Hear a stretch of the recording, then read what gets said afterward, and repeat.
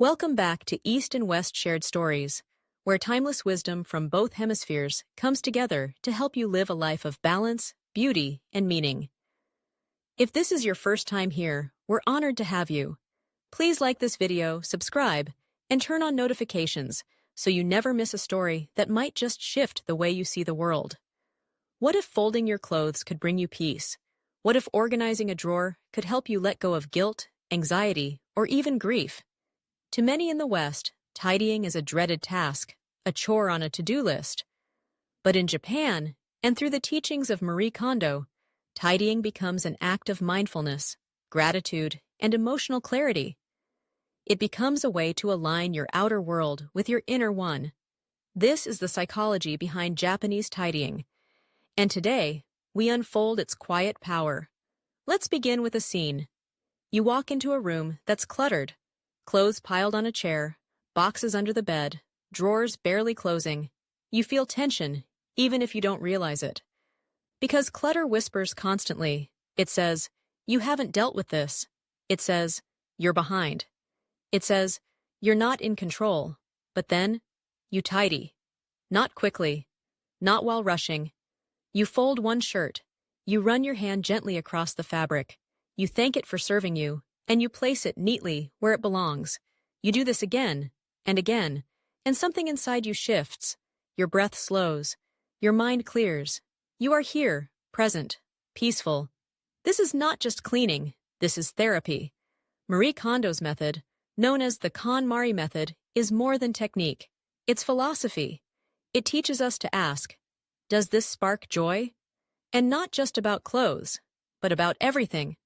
That question becomes a filter for life. It helps us evaluate what we truly want to keep, not just in our homes, but in our thoughts, our habits, and our relationships. Minimalists love this because it gives permission to let go. Without guilt, with intention, with respect. There's a deep cultural layer behind it. In Japan, tidying is infused with Shinto beliefs. That objects carry energy, that space deserves purity, that what we own reflects how we live. Folding clothes isn't mechanical, it's ritual. Each fold is a bow of gratitude, each drawer a shrine of care, each act a declaration. I respect this space, and I respect myself. Western psychology is catching up to this. Studies show that clutter increases cortisol, that messy environments impair focus, that disorganization leads to emotional overwhelm. But tidying, especially when done mindfully, does the opposite. It grounds us, it soothes the nervous system, it becomes an anchor when life feels adrift. So why does folding matter?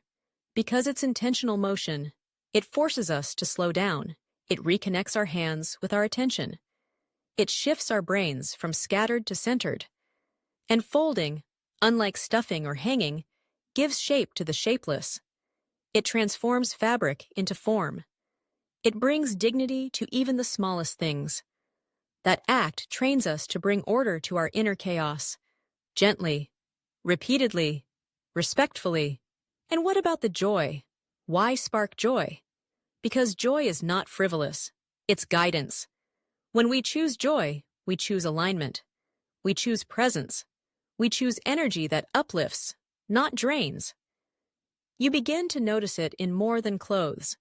You'll hold an old book and ask, do I keep this because I love it, or because I feel guilty letting it go? You'll scroll through your phone and ask, does this app, this post, this contact spark joy or anxiety? And slowly, you're not just decluttering your home, you're decluttering your life. In Japanese tidying, there is no shame. You're not punished for owning too much. You're gently invited to see clearly and to choose again. No comparison, no perfection, just process. It's not about how your room looks. It's about how your soul feels when you sit in it. Does it breathe with you or weigh on you? Does it support who you're becoming or hold on to who you used to be? These are not organizing questions. They're healing ones. And here's the secret. Once you feel this shift, you can never go back. Folding becomes sacred. Letting go becomes love. Tidying becomes transformation. And the more you practice it, the more joy you begin to allow, not just in drawers, but in daily life. This is why people around the world are folding like Kondo. Because they're tired of being overwhelmed. They're ready for clarity, for presence, for space that finally feels like home. At East and West Shared Stories, we believe the outer world reflects the inner one, and that sometimes a quiet practice from another culture can speak the truth we've been waiting to hear. So if this story touched you, slowed you down, or sparked joy in your heart, like this video, share it with someone who needs calm, and subscribe to our channel for more stories that soften the noise of life and deepen the meaning of it. Until next time, fold with love, release with grace, and always keep what sparks joy.